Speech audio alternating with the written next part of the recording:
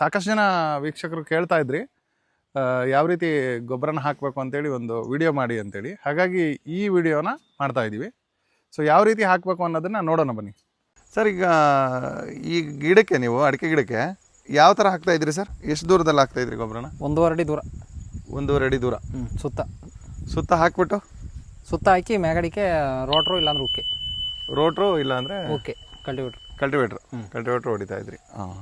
ತೆನೆಗೆ ತೆನೆಯ ಸಿಹಿ ಮುತ್ತು ಹೊಸ ಗಾಳಿ ಬೀಸುವಾಗ ಬೆವರ ಬೆಲೆ ನಮಗೆ ಗೊತ್ತು.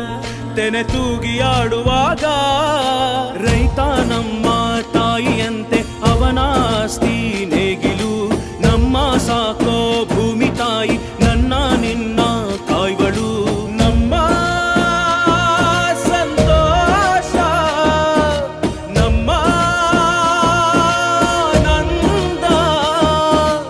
ಈ ಹಸಿರಿನ ಜೊತೆಗೆ ಈ ಹಸಿರಿನ ಒಳಗೆ ಜೈ ಭೂಸಿರಿಯ ಜೈ ಮಳೆ ಹನಿಯ ಜೈ ಎನ್ನುವುದು ಜೀವರುಣ.